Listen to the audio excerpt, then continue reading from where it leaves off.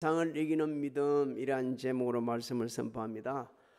예수님께서 공생애가 이제 끝나가실 무렵에 제자들에게 이제 자신이 이 세상을 떠나서 하나님께 가신다 이렇게 말씀을 하십니다. 당시 제자들은 영적으로 너무 미성숙해가지고 너무 불안한 거예요. 염려 근심이 너무 많은 거예요.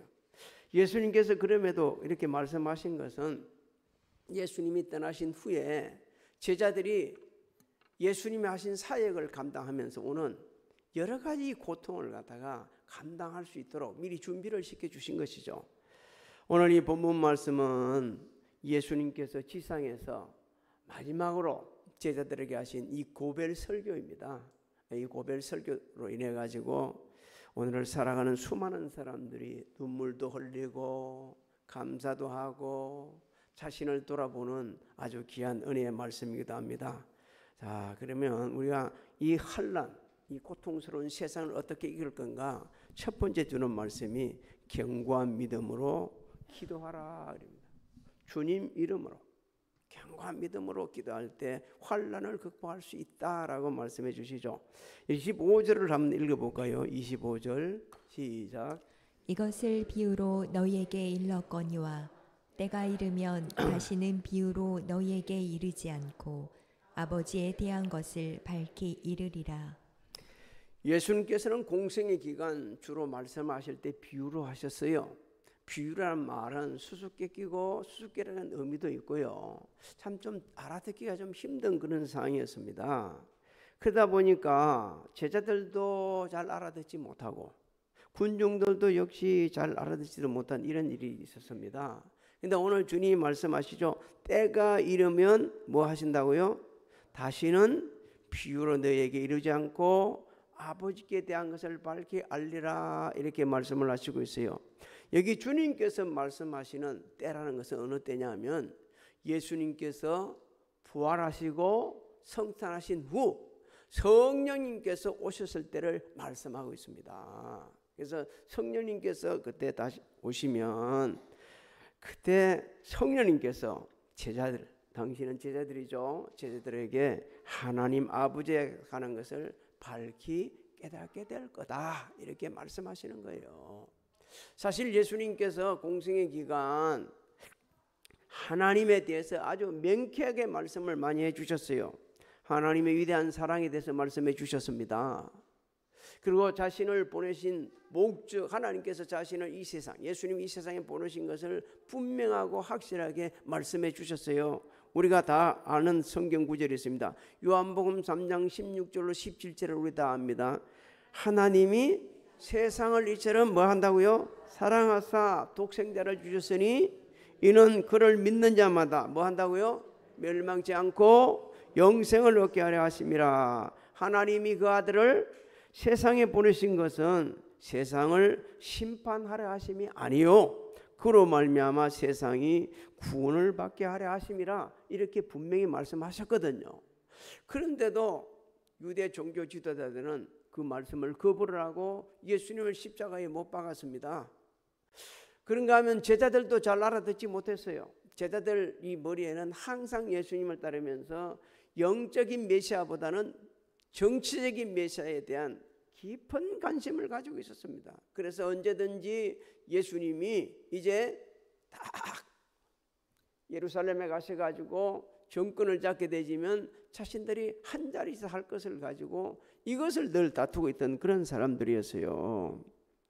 그런데 예수님이 부활하시고 성탄하신 후 성령 충만을 받은 후에 하나님의 위대하신 사랑을 깨닫고 제자들이 복음을 전가하기 시작합니다. 예수님 말씀대로 그렇게 되셨죠. 사도행전 2장 36절을 한번 읽어볼까요? 시작. 그런즉 이스라엘 온 집은 확실히 알지니 너희가 십자가에 못 박은 이 예수를 하나님이 주와 그리스도가 되게 하셨느니라 하니라. 예, 오늘날도 우리가 성령 충만을 받을 때 예수 그리스도 이름으로 기도를 하고요. 예수 그리스도가 구세주인 것을 증거를 할 수가 있습니다. 우리 스스로 뭐 기도하고 우리 스스로 복음을 전한다. 물론 우리는 그렇게 많이 생각하고 있죠. 또 그렇게 하는 것 같기도 하고 사실상 우리가 기도하는 것도 성령님의 도우심을 받고 하는 겁니다. 전도하는 것도 성령님의 도우심을 받고 하는 거예요. 성령으로. 그렇게 되지면 이제 하나님께서 우리에게 반드시 응답하시는 은혜를 베풀어 주십니다. 또 성령 충만한 사람들은요, 언제나 하나님의 능력, 권세를 입어가지고 담대하게 복음을 전하고 더 나아가서 주님의 온유하고 겸손하신 품성을 닮아서 자신을 희생해 가면서 섬기면서 오히려 감사하게 되죠. 사도 바울은 고백합니다. 내가 나된 것이 하나님의 은혜인 동시에 또 뭐라고 그러죠? 내가 다른 사람보다 많이 섬긴 것도 누가 함께 하셨기 때문에? 나와 함께 하신 하나님 때문에 그렇게 하셨다고 말씀하고 있지 않습니까? 이게 성령 충만하기 때문에 그렇습니다. 자, 26절을 또 한번 읽어볼까요? 뭐라고 말씀하시는지 시작. 그날에 너희가 내 이름으로 구할 것이요 내가 너희를 위하여 아버지께 구하겠다 하는 말이 아니니. 자, 예수님께서 부활 성천하신 후 성령님께서 강림하시게 되지면 제자들이 주님의 이름으로 기도하신다는 거예요. 기도하신다는. 그런데 우리가 이해 안 되는 말씀이 있습니다. 내가 너희를 위하여 아버지께 구하겠다는 말이 아니다, 이리 말씀하고 있어요. 그러면 예수님은 부활 성천하시면 우리 제자들이나 성도들을 위해서 기도 안 하십니까? 아니요, 계속 중보 기도하시거든요. 근데 왜 이렇게 말씀하셨느냐? 예수님께서 부활하시고 성천하신 이후에는 지상에 계실 때처럼 제자들을 위해서 그렇게 기도하시지 않으신다는 겁니다. 지상에 계실 때는 제자들을 위해서 그렇게 하신 그 기도는 이제 부활 성천하신 이후에는 그렇게 기도를 하시는 거예요. 안 하신다는 거죠. 중보 기도는 하시는데 지상에 계실 때처럼 제자들을 위해서 그렇게 하셨던 기도처럼 하시지 않는다. 왜 그러냐? 그 27절에 읽혀주고 있습니다. 왜 그렇게 하시는지 시작. 이는 너희가 나를 사랑하고 또 내가 하나님께로부터 온 줄 믿었으므로 아버지께서 친히 너희를 사랑하심이라. 성경을 읽을 때 이는이란 말이 나오게 되면요, 앞절에 대한 설명을 얘기해 주시거든요. 왜냐하면 그 다음에 이제 원어로는 가르 이렇게 뜻입니다. 왜 그렇게 하시는지 꼭 이는이라는 단어가 들어가면 그 설명해 준다는 것을 알고 잘 앞에 말씀 이해가 안 되면 계속 몇 번 이렇게 되지면 이해가 되지게 됩니다. 예수님께서 그렇게 지상에서 계실 때처럼 제자들을 위해서 기도하지 않는 이유는 부활하시고 성천하신 후 성령님께서 이제 강림을 하세요. 그러면 제자들이 예수님께서 하나님 아버지께로부터 오신 메시아인 것을 알게 되죠. 아주 확실하게 깨닫게 되는 겁니다. 그리고 예수님을 온전히 굳게 믿게 되므로 하나님의 자녀가 되는 뭐요? 권세를 회복하게 되어지고, 그러고 나서 하나님의 사랑을 계속적으로 받게 되진다는 거죠. 그리 되지면 그때부터는 제자들이 스스로 예수님 이름으로 누구한테? 하나님 앞에 기도하게 되기 때문에, 그러면서 사랑을 잊기 때문에 지상에서처럼 그렇게 기도를 하시지 않는다, 이런 말씀하죠. 예수님께서 말씀하신 대로 그대로 되었습니다. 성령 충만을 받은 제자들, 초대교회 성도들은요, 고난당할 때 어떻게 했습니까? 함께 모여 기도했어요.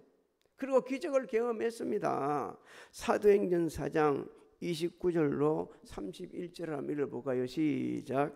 주여, 이 제도 그들의 위협함을 굽어 보시옵고 또 종들로 하여금 담대히 하나님의 말씀을 전하게 하여 주시오며 손을 내밀어 병을 낫게 하시옵고 표적과 기사가 거룩한 종 예수의 이름으로 이루어지게 하옵소서 하더라. 빌기를 다음에 모인 곳이 진동하더니 뭐였어요? 우리가 다 성령이 충만하여 담대히 하나님의 말씀을 전하니라. 할렐루야. 우리가 성령 충만을 받게 되지면요, 예수님 이름으로 기도하죠. 기도하는 가운데 성령 또 충만을 받게 되지죠. 그럼 나가 복음을 전하게 되는 겁니다. 오늘날도 성령 충만한 성도들 하나님 앞에 언제나 기도합니다. 무시로 기도하죠. 그냥. 왜? 주님이 보여주기 때문에, 본을 보여주기 때문에 언제나 기도를 하죠. 그 주님 하나님께서는 우리가 예수님으로 기도할 때에 영광을 받으십니다. 그 다음에 응답하십니다. 다른 이름으로 기도하는 게 아니요, 예수님 이름입니다. 예수님 이름. 그 기도할 때 응답받고 환난을 이기는 거예요. 어느 그 부부 교수가 간증한 그 글입니다. 제가 잠깐만 소개해 드릴게요. 남들이 볼 때는 부부가 교수이니까 무슨 걱정이 있겠냐, 너무 잘 살고 행복하지 않겠냐 그러는데, 자신은 너무 큰 짐이 있다는 거예요. 그 짐이 뭐냐면, 자신은 일어나서 새벽에 기도하고 있으면 시어머니는 너무너무 깊은 불신자라서 자기가 기도하는 저쪽 방에서 기도하고 있으면 이쪽 방에서 뭐예요? 나미아비탑을 이렇게 하면서 막 한다는 거예요. 그러고 나서 말이요, 이따가 하루 일과를 자신이 마치고 며느리가 하는 얘기, 며느리 교수가 이야기하는 거예요. 마치고 집에 들어가려면 딱 집에 들어가는 순간 그냥 못 들어가고요, 하나님 하면서 심호흡을 한번 딱 하고 들어간다는 거예요. 그렇지 않으면 못 견딘다는 거예요. 그런데 그 극한 상황에서 이길 수 있던 거는 예수님 이름으로 뭐요? 기도하니까. 매일 기도하니까 그 기도 때문에 이길 수가 있었다는 거예요. 그분이 마지막에 밝히지는 않았습니다. 시어머님이 예수 믿었는지 안 믿는지 밝히지 않았지만, 하나님 앞에 기도할 때 그 기도로 힘으로 말이요, 그 극한 상황을 날마다 이기며 매일 반복되는 그 삶을 늘 이기며 살았다고 그럽니다. 여러분 요한복음 14장 13절로 14절을 한번 읽어볼까요? 시작. 너희가 내 이름으로 무엇을 구하든지 내가 행하리니 이는 아버지로 하여금 아들로 말미암아 영광을 받으시게 하려 함이라. 내 이름으로 무엇이든지 내게 구하면 내가 행하리라. 무슨 일이든지 구하시기 바랍니다. 예수님 이름으로 구하면요, 참된 평강을 주시고 환경을 이기고 자신도 이기고 세상도 이기고 불합리한 것도 넉넉히 이겨나가면서 승리할 수가 있습니다. 예수님은 두 번째로 우리에게 주시는 말씀이 있습니다. 예수님과 연합하면 이 세상의 불합리한 모든 것들을 이겨나갈 수 있다. 바꿔 말씀드리면, 본문 말씀 있는 그대로 있으면 말하면요, 예수 안에서 참된 평강을 누리면서 세상을 이길 수가 있다, 이렇게 말씀을 하시죠. 예수님께서는 당시 제자들이 믿음이 정말 연약한 것을 다 아시고 계셨어요. 그러다 보니까 마지막 이 순간에도 말씀으로 계속 훈련을 시키는 겁니다. 여러분, 우리의 믿음이 자라는 것은 말씀입니다. 예, 말씀이라고 성경은 말이죠. 그렇죠? 믿음은 뭐라고 그랬습니까? 나 들으면 예수 그때 말씀이라고 그러겠어요. 우리가 말씀을 자꾸 듣고 있고 그리고 삶 속에 적응하게 되면 믿음은 자라게 되어 있습니다. 제자들이 연약한 그 믿음을 아시고 말씀으로 계속 견고하게 세워주고 있어요. 왜? 예수님 성천하시면 이제 제자들이 그 고통스러운 고난을 감당해야 되거든요. 복음을 전하면서. 그래서 어떤 상황에서도 제자들이 낙심하지 않고 사명을 감당할 수 있도록 계속해서 준비시켜 주는 거예요. 자, 이제 이 사항을 이제 설명하고 있습니다. 28절 한번 읽어볼까요? 시작. 내가 아버지에게서와 나와 세상에 왔고 다시 세상을 떠나 아버지께로 가노라 하시니. 자, 조금 그대로 튀어놓으세요. 내가 아버지께로서 나와 세상에 왔고 한다는 것은요, 참 어떻게 보면 예수님 입장에서는 너무 가슴 아픈 거예요. 근 3년 반 동안을 같이 데리고 다니면서 훈련을 시키셨는데 제자들이 아직도 말이요, 예수님이 구세주인 것을 모르는 거예요. 확실한 게 이 믿음이 없었던 겁니다. 오늘 혹시 우리도 그럴 수도 있어요. 막연하게 그냥 교회 와가지 앉아 있을 수 있고, 사람 그냥 교회에서 계속 목사님이 예수님은 구세주십니다, 구세주십니다 있으니까 그냥 그걸 그냥 막연하게 확실히 믿는 게 아니라 막연하게 믿는 거예요. 그래서 예수님은 내가 아버지께서 나와 세상에 왔다고 말씀하시는 거예요. 무슨 말씀입니까? 예수님께서 친히 성육신 하신 것을 말씀하는 거예요. 예수님의 기원은 세상이 아니고 영원전이고 하나님과 신적으로 동등되심을 지금 일깨주고 있는 겁니다.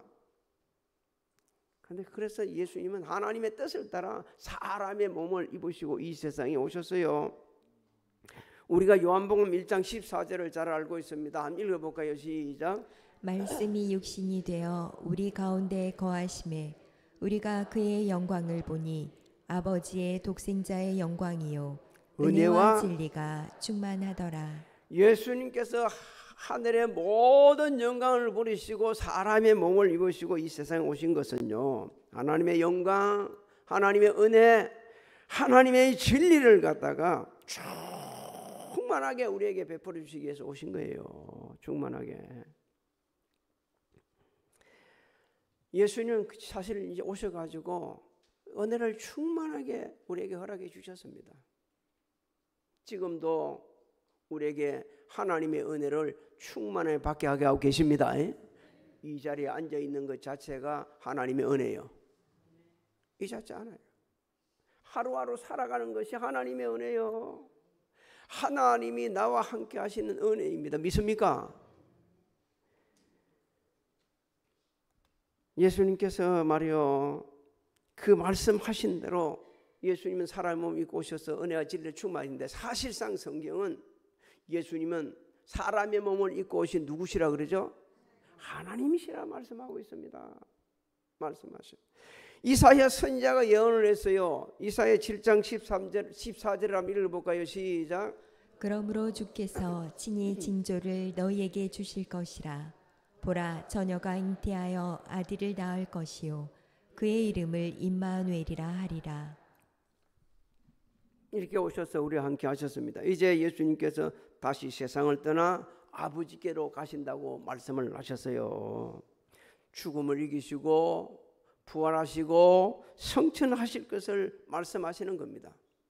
제자들은 지금요 기가 막힌 거예요. 아니, 제자들 고백도 있잖아요. 우리는요 뭘 버렸다 합니까? 부모, 형제, 사업장 다 던져버리고 주님 따랐는데, 주님이 가신다니 이게 말도 안 되는 말 아닙니까? 이거 우리 어쩌자고요? 얼마든지 그렇게 할 수 있어서요. 예수님께서는 제자들에게 가시는 게, 예수님께서 세상을 떠나가시는 게 제자들과 우리에게 유익하다 하셨습니다. 십자가에 돌아가심으로 우리 죄를 사하시고 하나님과 우리 관계를 회복시켜 주셨어요. 그리고 부활하시고 성천하심으로 죄와 사망을 이기시고 우리에게 영원한 산 소망을 주셨습니다. 그래서 떠나가시는 게 더 유익하기로 하신 거예요. 부활하신 예수님께서는 제자들이 보시는 가운데서 구름 타시고 성천을 하십니다. 그때 너무 그 제자들이 항망해가지고 하늘을 한참 쳐다보고 있었어요. 그러니까 천사들이 말합니다. 야, 너가 어떻게 그리 어리석냐?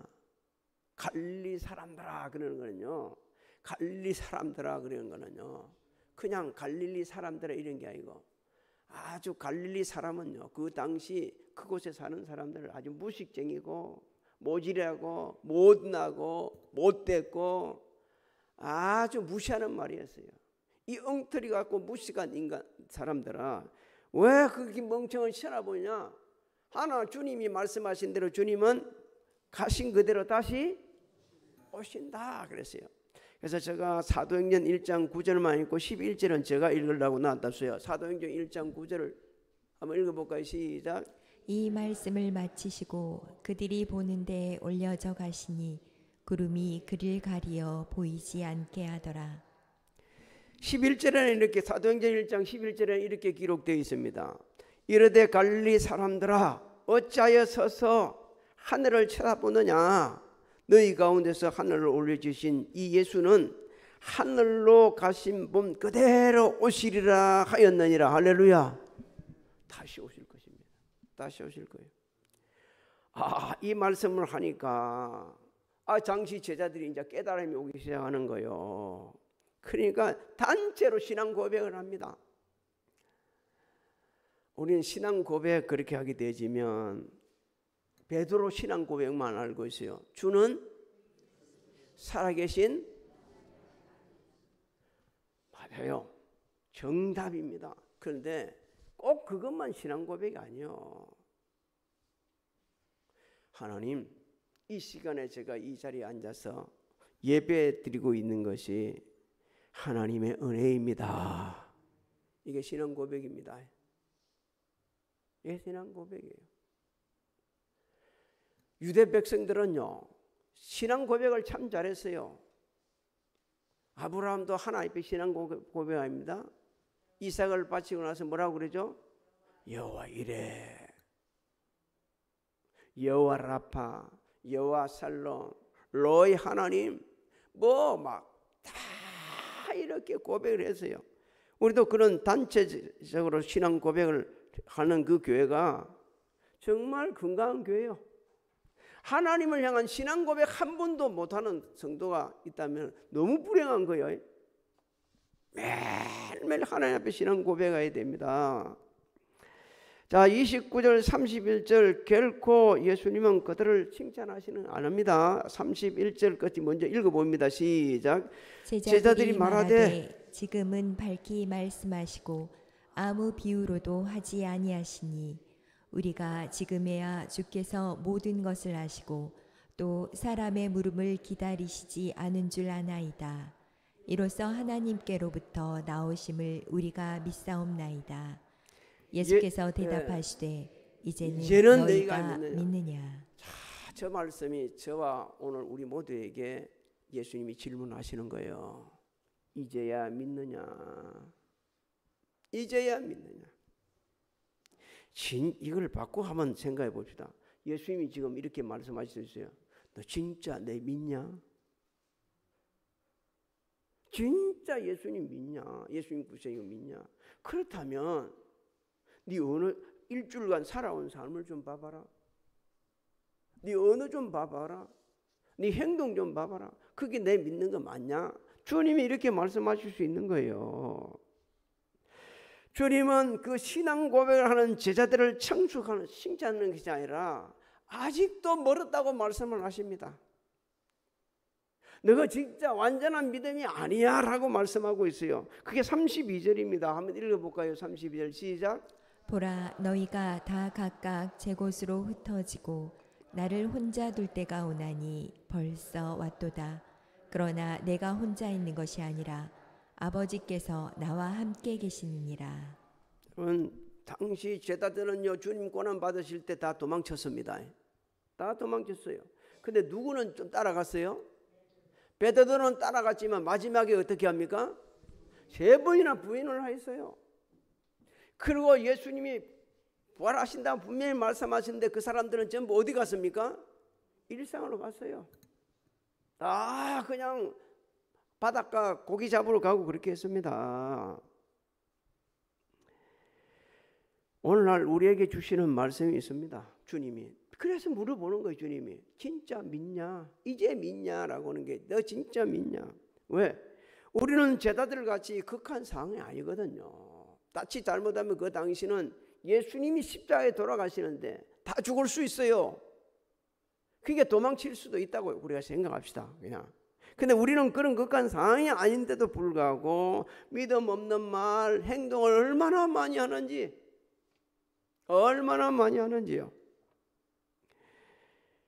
예수님께서는 분명히 말씀해 주셨습니다. 너희는 다 도망치지만 나 혼자 있는 게 아니냐. 누가 있어요? 아버지께서 나와 함께 하신다. 여러분, 가족이 떠납니까? 가까이 지냈던 사람들이 떠납니까?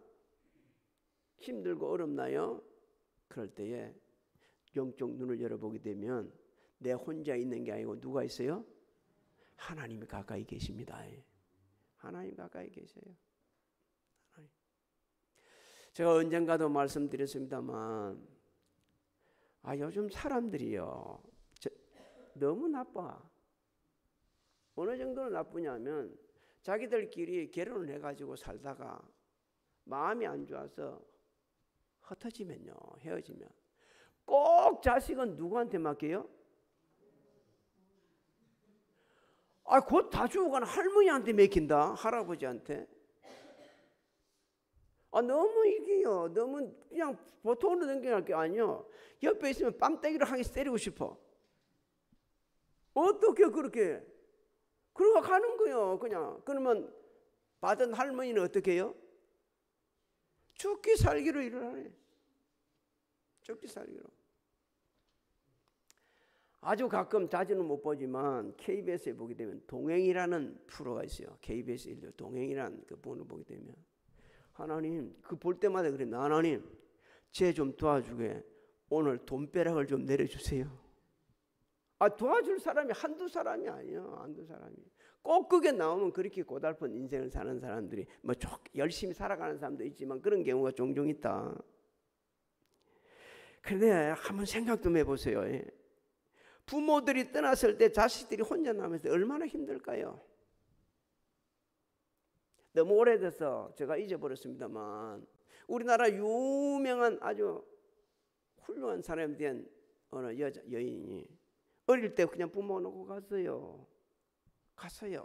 갔는데 6.25 동란 때 하도 안 누워있으니까 미군이 가가지고 얘기하는 거예요. 네 부모 안 온다. 안 되는 거. 아니야 우리 엄마 온다고 기다린다는 거예요. 그런데 목사님이 한 분 가지고 미국 목사님 가셔가지고 한국말을 할 줄 알아가지고 안 온다. 안 오지만 하나님은 네 끝까지 사랑하신다. 그 말에 그 아이가 일어서더란 거예요. 그래서 데리고 가가지고 미국으로 데리고 가가지고 공부를 시켜서 너무너무 훌륭한 사람을 키웠다. 그 이분이 미국에서 얼마든지 생활할 수 있는데도 한국으로 돌아오는 거예요. 돌아와가지고서 나같이 이런 사람들을 돕겠다고 돌아왔다는 그 얘기를 제가 한번 들으면서 얼마나 마음이 아팠는지 모릅니다. 다시 한번 말씀드립니다. 여러분 힘들고 어렵고 고통스러운 순간에 우리는 나 혼자인 줄 압니다. 내 혼자가 아니고 나와 함께 하신 하나님이 계십니다.